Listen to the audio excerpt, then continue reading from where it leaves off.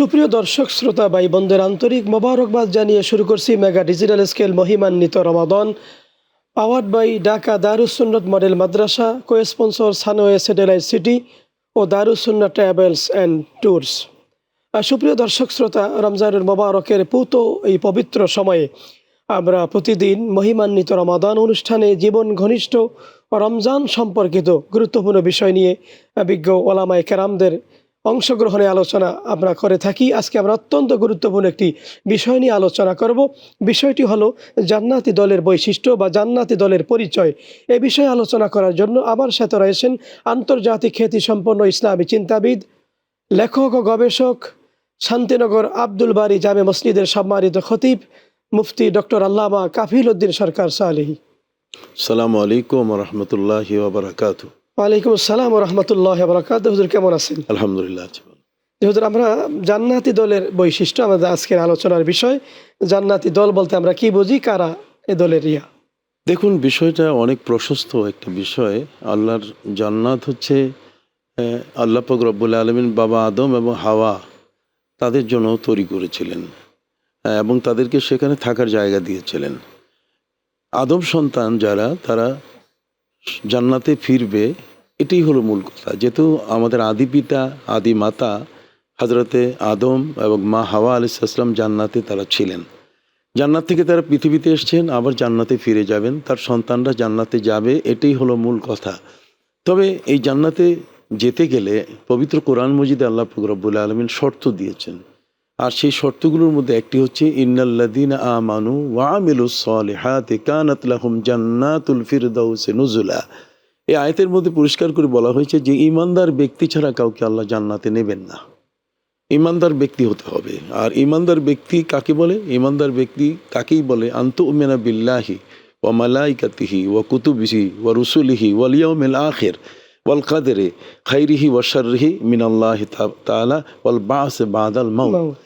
অর্থাৎ একজন ব্যক্তি যে আল্লাহর প্রতি ঈমান এনেছে, ফেরেশতাদের প্রতি ঈমান এনেছে, আসমানি কিতাবগুলোকে বিশ্বাস করেছে, যত রসুল নবী এসেছেন তাদের প্রতি সে বিশ্বাস এনেছে, এবং পরকাল ওয়াবিল আখিরাতি হুম ইউকিনুন। এই পরকালের মধ্যে দুটো বিষয়, তার মধ্যে একটি হচ্ছে যে কিয়ামত অনুষ্ঠান হবে, হাসরের দিবস হবে, এবং সে হাসর দিবসে সেখানে মানুষের বিচার হবে, ভালো এবং মন্দ, এবং আল্লাহ তাআলা তকদিরের মালিক।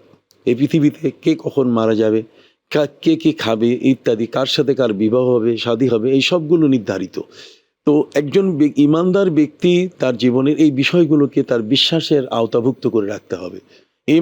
ইমান হচ্ছে যে আল্লাহর প্রতি অবিচল বিশ্বাস। তার এমন কোনো কর্ম, এমন কোনো কাজ যেটা আল্লাহ নিষিদ্ধ করেছেন, তা যদি হয় তার সেই ইমানের গণ্ডি থেকে বের হয়ে যাবে। ইমানের গণ্ডি থেকে বের হয়ে যাওয়ার অর্থই হলো সে কিন্তু আর জান্নাতের উপযুক্ত হবে না।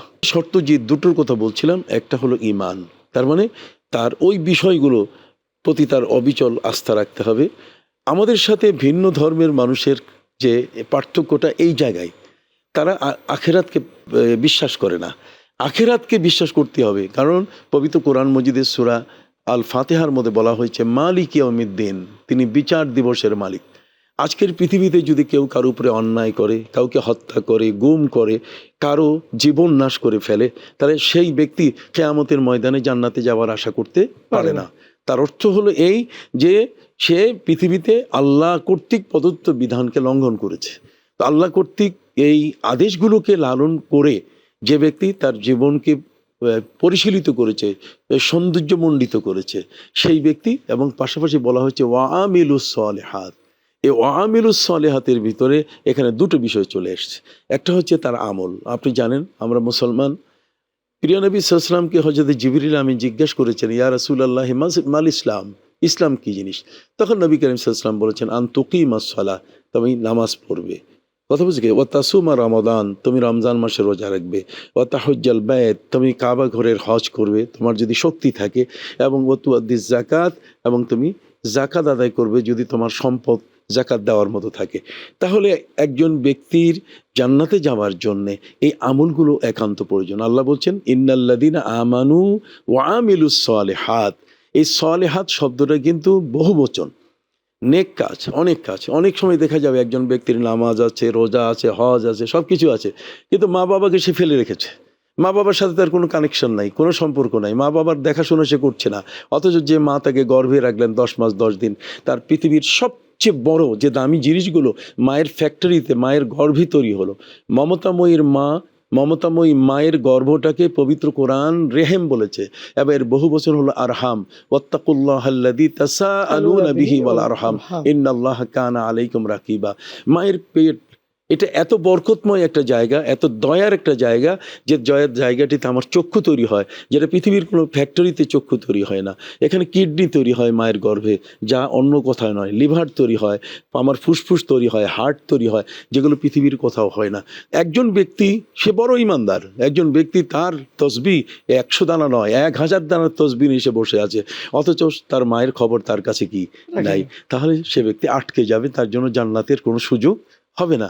ও আমিলুস সালিহাত এখানে বলা হয়েছে বহু বছর। তার অর্থ হলো যে আল্লাহর জান্নাত পাইতে গেলে সেখানে একজন ব্যক্তিকে সার্বিকভাবে গুণামুক্ত একটি জীবন তাকে লাভে সক্ষম হতে হবে।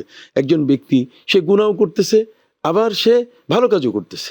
তো ভালো কাজ, গুনার কাজ সব কিছু মিলে এই যে ইন্নাল্লাযীনা কাফারু সুম্মাজদাদু কুফরা, হ্যাঁ, কত এই আমানু, ঈমান আনতেছে, তারপরে কুফরি করতেছে, ঈমান আনতেছে, কুফরি করতেছে। আমি বলতে চাচ্ছি যেটা, সেটা হলো এই যে আল্লাহর প্রতি ঈমান আনার অর্থই হলো তার আদেশকে পরিপূর্ণভাবে লালন করা, পালন করা। আর আমল হচ্ছে তিনি যেভাবে আমাকে তার এবাদতগুলো করতে বলেছেন। এবাদত বলতে গেলে আমরা, আমাদের ভিতরে একটা ব্যাড থিঙ্কিং আছে। আমরা মনে করি এবাদত বলতে গেলে নামাজ, এবাদত বলতে গেলে হজ, ইবাদত বলতে গেলে রোজা, এগুলোই শুধু। কিন্তু এছাড়াও যে আমার বোনের যে পাওনা জমিটা, আমার বাবা মারা গেছেন, আমার বোনের পাওনা জমিটা যে দিতে হবে, আমার ফুপু তার যে হক আছে আমার উপরে, কথা কন না, আমার স্ত্রীর যে হক আছে, বলে জাসাদেকা আলাইকা হাক্কুন, বলে জাউজেকা আলাইকা হাক্কুন, বলে জারিকা আলাইকা হাক্কুন, আমার প্রতি যে আরও অসংখ্য ব্যক্তির হক আছে, আমি কিন্তু সেগুলোর প্রতি আদব ভ্রুক্ষেপ করছি না। যেমন নবী করিম সাল্লাল্লাহু আলাইহি ওয়াসাল্লাম বলছেন, মাম বানা লিল্লাহি বাইতান বানাল্লাহু লাহু বাইতান ফিল জান্নাহ। যে ব্যক্তি মসজিদ বানালো, মসজিদ বানাবার কারণে সে একটা ভালো কাজ করলো, আর সে ভালো কাজটাই তাকে জান্নাতে নিয়ে যাবে।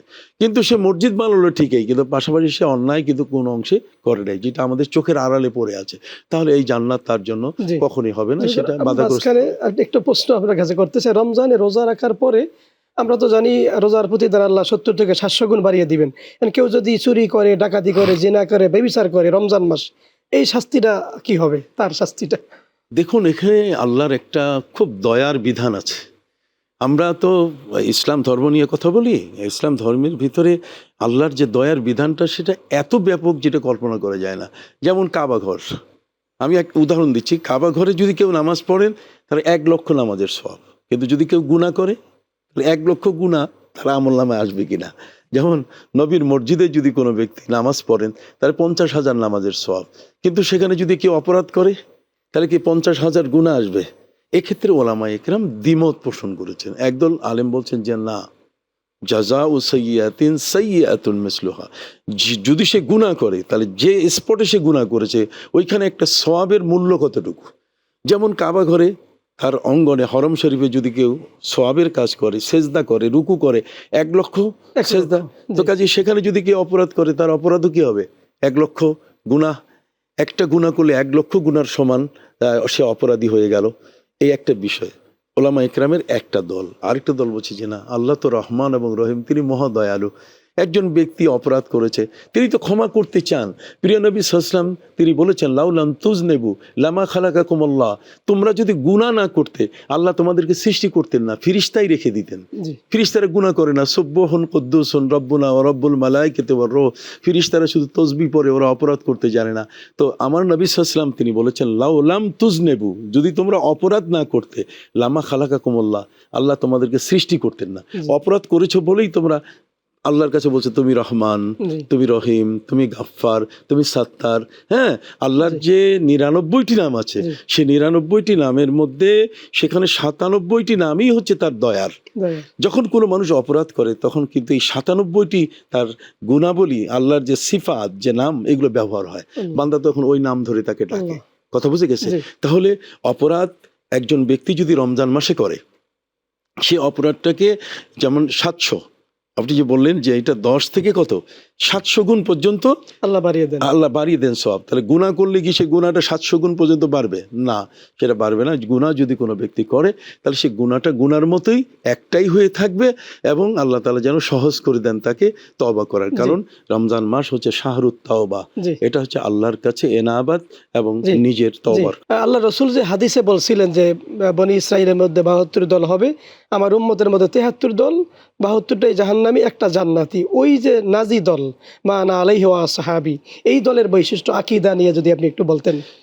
দেখুন, আসলে নবী করিম সাল্লাল্লাহু আলাইহি ওয়াসাল্লাম বলছেন ইহুদিরা 71 দলে বিভক্ত ছিল, খ্রিস্টানরা 72 দলে বিভক্ত ছিল।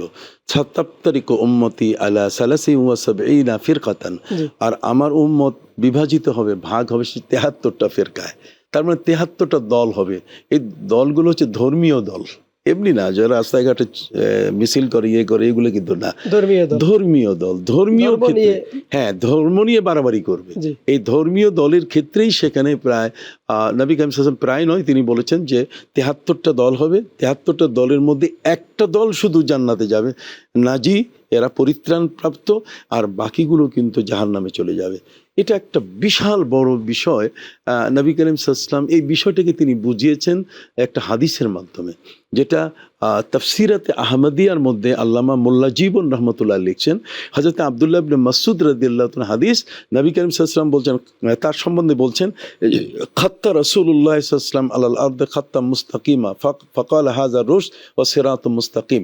নবী করিম সাল্লাল্লাহু আলাইহি ওয়াসাল্লাম মাটির উপর একটা সরল রেখা টানলেন, একটা সোজা দাগ দিলেন, দাগ দিয়ে তিনি বললেন হাজা সাবিলুর রুশদ, এটা কল্যাণের রাস্তা, সিরাতুম মুস্তাকিম, এটা সোজা পথ, এটা আল্লাহ পাওয়ার পথ। সুম্মা খাত্তা আলা কুল্লি জাওয়ানি বিহি সিত্তাতা খুতুত, আর এর চতুর্দিকে তিনটা তিনটা করে ছয়টা তিনি আঁকা বাঁকা রেখা টানলেন। তিনি বললেন হাযিহি সুবুল, এগুলো অনেক রাস্তা, ওয়া আলা কুল্লি সাবিলিন শয়তান, এই প্রত্যেকটার উপরে শয়তান দাঁড়ানো আছে। এই ছোট ছোট আঁকা বাঁকা যে 6টা রাস্তা, এইটাই আবার 12টা ভাগে বিভক্ত হয়েছে। তাহলে 6 12 কত? 72। আর মাঝখানে যে সোজা রাস্তা যেটা, ওটা কি? একটা। এই সোজা রাস্তাটায় কারা চলে? এই এতটুকু বললেই বোঝা যাবে যে আমরা আহলুস সুন্নাহ ওয়াল জামাতের আকীদা কি হওয়া দরকার। উলাইকা মা আনআমা আল্লাহু আলাইহিম মিনান নাবিয়্যিনা ওয়াস সিদ্দিকিনা ওয়াশ শুহাদাই ওয়াস সালিহিন ওয়া হাসুনা উলাইকা রাফিকা। যে পথে নবীগণ চলেছেন, জি যে পথে রসুলগণ চলেছেন, যে পথে মুত্তাকি শহীদ চলেছেন। আপনি জানেন নবীরা মাসুম বেগুনা, তাদের কোনো গুনাহ নাই। শহীদরা আল্লাহর পথে জীবনকে উৎসর্গিত করেছে। জি মুত্তাকি যারা প্রতিটি মুহূর্তে আল্লাহর ভয়ে যাদের কলিজা কাঁপছে, জি ঠিক অনুরূপভাবে ওই সমস্ত ব্যক্তি যারা আল্লাহর ভয়ে চোখ থেকে পানি বের হচ্ছে, ও আইনুম বাকাত মিন খাশিয়াতিল্লাহ, জি অতএব সেই আল্লাহর ভয়ে ক্রন্দনকারী ব্যক্তিরা যেই পথের উপরে আছে, তাদের দৃষ্টিভঙ্গি আমাদের নিতে হবে। আর দৃষ্টিভঙ্গি নবীজিকে জিজ্ঞেস করা হয়েছে। নবী করিম সাল্লাল্লাহু আলাইহি ওয়াসাল্লাম বলেছেন আলাইকুম বিসুন্নতি ওয়া সুন্নাতিল খুলাফাইর রাশিদিন আল মাহদিয়িন, আমার সুন্নত আঁকড়ে ধরবে, আর আমার খোলাফায়ে রাশিদিন আবু বকর, ওমর, উসমান, আলী রিদওয়ানুল্লাহ তাআলা আলাইহিম আজমাইন, তাদের সুন্নাহগুলো ধরে রাখবে। নবী করিম সাল্লাল্লাহু আলাইহি ওয়াসাল্লামকে জিজ্ঞেস করছে যে হুজুর, সুন্নাহকে ধরে রাখবো, এই সুন্নাহ আকিদার ক্ষেত্রে এটা কোন জিনিস? নবীজি বলছেন মা আনা আলাইহি ওয়া আসহাবি, আসহাবি। আমি যার উপরে আছি, আমার সাহাবীরা যার উপরে আছে। নবী করিম সাল্লাল্লাহু আলাইহি ওয়াসাল্লাম যার উপরে আছেন, নিঃসন্দেহে আল্লাহ পবিত্র কোরআনে নবীর পবিত্রতা বর্ণনা করেছেন, তাকে অনুসরণ করতে বলছেন কুল ইন কুনতুম তুহিব্বুন আল্লাহ ফাত্তাবিউনি মান আতা আর রাসূলা ফাকাদ আতা আল্লাহ। আল্লাহ। অতএব রসুলের গোটা জীবন অ্যানালাইসিস করে যা কিছু আছে সহিভাবে আমাদের কাছে এসছে, সেটাকে অনুসরণ করা। আর একটা হলো ইসলামের কিছু বিষয় আছে যেটা নিষেধাজ্ঞা জারি করা আছে, যেমন সাহাবা ইকরাম, তাদেরকে নিয়ে সমালোচনা করা যাবে না। জি সাহাবা ইকরাম, তাদের মর্যাদা আল্লাহ দিয়েছেন রাদিয়াল্লাহু আনহুম ওয়া রাদু আন। তাদের সম্মান মর্যাদা এমন যে আল্লাহ তাদের উপরে খুশি। যাদের উপরে আল্লাহ খুশি, আর আপনি তাদের ত্রুটি বের করে করে, তাদের দোষ বের করে করে, দোষ ত্রুটি বের করে আপনি তাদেরকে কলঙ্কিত করবেন, এটা কখনো হবে না। জি ঠিক অনুরূপভাবে ইমানদার ব্যক্তির যে ইজ্জত আছে, সেটাকেও কিন্তু ধ্বংস করা যাবে না। যেমন কেউ কেউ বলেছেন যে কিয়ামতের ময়দানে ইমাম আবু হানিফা, ইমাম শাফি, মালিক, আহমদ, তাদের কোমরে রশি লাগাইয়া আল্লাহর দরবারে নেওয়া হবে, যে আল্লাহদেরকে জিজ্ঞেস করবেন, আল্লাহর কাছে বলা হবে যে আল্লাহ দেখেন আপনার পরে এরা ধর্ম প্রচার করেছে, অতএব এদেরকে রব্বানা আতিহিম দিআফাইন মিনাল আযাব ওয়াল আনহুম লানান কাবীরা, আল্লাহ ডবল শাস্তি দেন। ইমাম আবু হানিফা নতুন ইসলাম নিয়ে এসছে, না ইমাম আবু হানিফা নতুন ইসলাম নিয়ে আসেন নাই। আপনাকে একটা ছোট্ট উদাহরণ দিয়ে আমি 1 সেকেন্ডে বলে দিই। একটা মসজিদ আছে, একটা মসজিদের 4টা দরজা আছে, 4টা দরজা দিয়েই মুসল্লিরা মসজিদে প্রবেশ করে।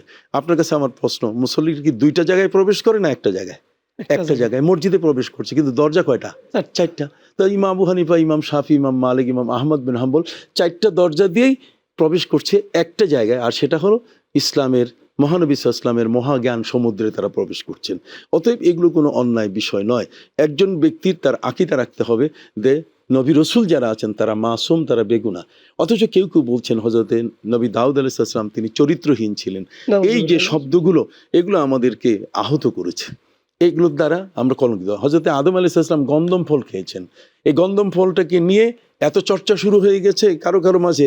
তারা বলছেন যে আদম গন্ধম খেয়েছে, কাজে আল্লাহর কথা উনি শুনেন নাই, উনি নাফরমান। এমন একটা শব্দ তারা তাদের মুখ থেকে বলে যেটা আমরা বলতে চাই না। অথচ আল্লাহ বলছেন ফাআসা আদম ওয়ালাম নাজিদ লাহু আজমা। আদম এখানে সে গন্ধম ফল খেয়েছে বটে, স্ত্রী কর্তৃক পরিবেশিত খাবার, কিন্তু নিজে ইচ্ছাকৃত তিনি সীমা লঙ্ঘন করেন নাই, কাজে তাকে নাফরমান বলার কোনো সুযোগ নেই। ঠিক অনুরূপভাবে যেহেতু আপনি আকীদার কথা বলছেন, এই জন্যই হযরতে মুসা আলাইহিস সালাম তার সাথে রাস্তায় দেখা হলো একজন বৃদ্ধ ব্যক্তি, যাকে একজন দারোগা পেটাতে পেটাতে নিয়ে আসতেছে। এই বৃদ্ধের ঘাড়ে ছিল তার বহন অতিরিক্ত বোঝা। বৃদ্ধ বলছে যে আপনি দেখুন তো এই লোকটাকে মানা করেন, তার মানে দারোগা সাহেবকে, সে আমাকে খামাকে পেটাচ্ছে। এখন ফেরাউনের রাজদরবারে আজকে জিয়াপদ হবে, সেখানে আমন্ত্রণ নিমন্ত্রণ করা হয়েছে, আমার পিঠের উপরে যে কাঠের ভোজা, লাকড়ির যে বোঝা আমি বহন করতে পারছি না, আমার বোঝা বহন করার শক্তি হচ্ছে 1 মণ, আমাকে দেওয়া হয়েছে 2 মণ, হাঁটতে পারছি না, কিন্তু দারোগা পিটাচ্ছে।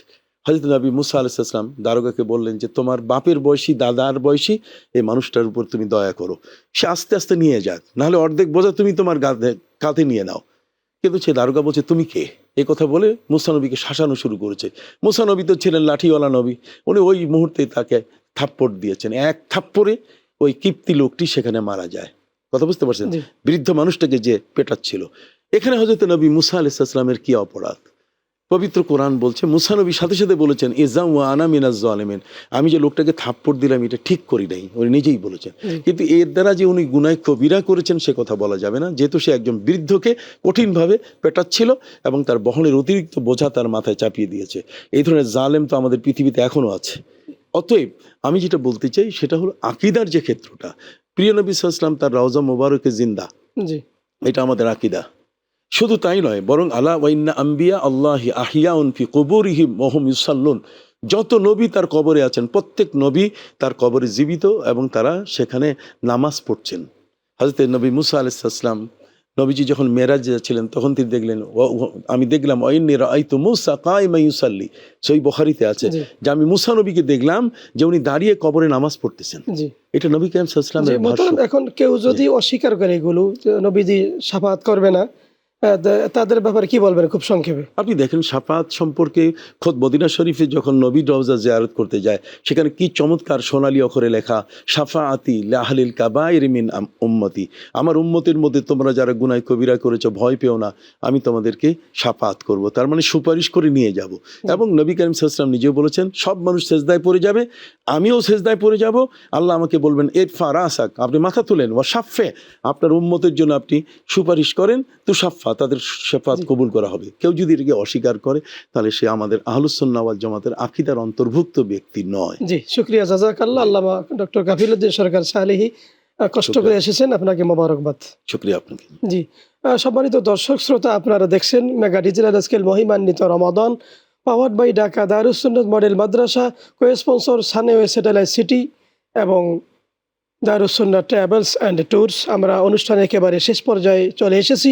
ইনশাআল্লাহ আগামী পর্বে নতুন কোনো বিষয়ে নতুন অতিথির সাথে দেখা হবে আল্লাহ সুবহানাহু ওয়া তাআলা। সে পর্যন্ত আমাদের সকলকে ভালো রাখুন এই কামনায় শেষ করছি। আল্লাহ হাফেজ। আসসালামু আলাইকুম ওয়া রাহমাতুল্লাহি ওয়া বারাকাতুহু।